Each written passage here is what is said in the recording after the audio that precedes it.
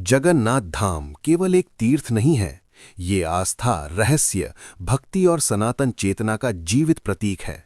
ये वो स्थान है जहां ईश्वर किसी राज सिंहासन पर नहीं बल्कि भक्तों के बीच विराजमान है, जहां भगवान स्वयं को सीमाओं में बांधने से इनकार करते हैं और कहते हैं कि मैं किसी एक वर्ग, जाति या रूप का नहीं बल्कि संपूर्ण मानवता का हूं।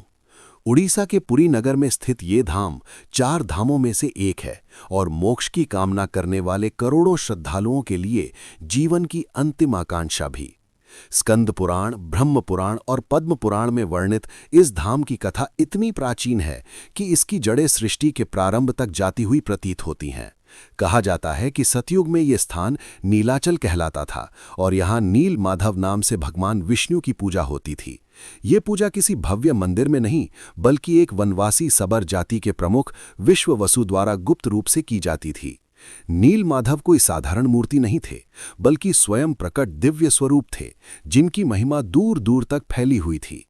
जब मालवा देश के राजा इंद्रद्युम्न को नील माधव के दर्शन की कथा ज्ञात हुई तो उन्होंने मन में दृढ़ संकल्प लिया कि वे इस दिव्य देवता के दर्शन करेंगे और उनके लिए एक भव्य मंदिर का निर्माण कराएंगे। राजा ने विद्वान ब्राह्मण विद्यापति को नीलाचल भेजा, परंतु विश्ववसु इस रहस्य को किसी के सामने प्रकट नहीं करना चाहते थे।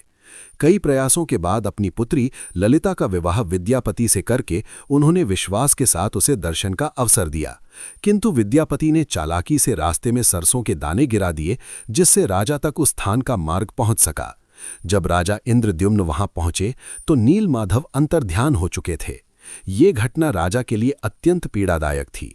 उन्होंने घोर तपस्या की और तभी आकाशवाणी हुई कि भगवान एक नए रूप में प्रकट होंगे। ये रूप होगा दारू ब्रह्म, यानी काष्ठ में स्थित ब्रह्म। इसके बाद समुद्र तट पर एक दिव्य लकड़ी प्रकट हुई जिसे दारू कहा गया। स्वयं भगवान विश्वकर्मा वृद्ध बढ़ई के रूप में आए और शर्त रखी कि वे बंद कक्ष में मूर्ति निर्माण करेंगे और जब तक कार्य पूरा न हो जाए कोई द्वार नहीं खोलेगा। किंतु रानी की अधीरता के कारण द्वार खुल गया और विश्वकर्मा अंतर्ध्यान हो गए।